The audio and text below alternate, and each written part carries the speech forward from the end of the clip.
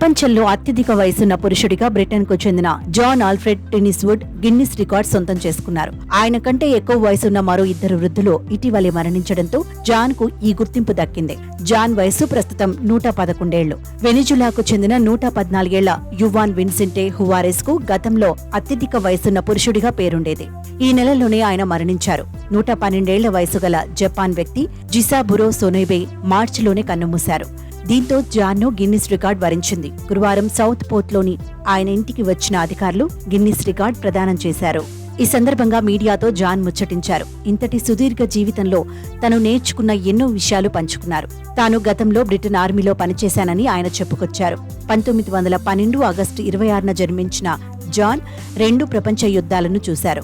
Accountant గా retire అయిన ఆయన జీవితంలో ఏదైనా ఓ పరిమితికి లోబడి ఎంజాయ్ చేయడమే తన ఆరోగ్యానికి ఆయుర్దాయానికి కారణమని చెప్పుకొచ్చారు. అతిగా తిన్నా, అతిగా తాగినా, అతిగా ఎక్సర్సైజులు చేసినా చివరకు వాటి దుష్పరిణామాలు అనుభవించాల్సిందేనని ఆయన చెప్పుకొచ్చారు. తనకు ధూమపానం అలవాట్లేదని, అరుదుగా మాత్రమే మద్యం సేవిస్తానని జాన్ చెప్పుకొచ్చారు. వారానికి ఒకసారి చేపలు, చిప్స్ తింటానని అన్నారు. వీటితో పాటు కాస్తంత అదృష్టం కూడా కలిసొచ్చిందన్నారు.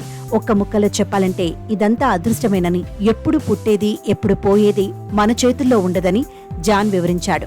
ఈ విషయంలో మనం చేయగలిగిందేమీ లేదని చెప్పుకొచ్చాడు. కాగా ప్రపంచంలో అత్యధిక వయసు గల మహిళగా స్పెయిన్ కు చెందిన మారియా మొరేరా గిన్నిస్ రికార్డ్ సొంతం చేసుకుంది. ఆమె వయసు 117 ఏళ్లు.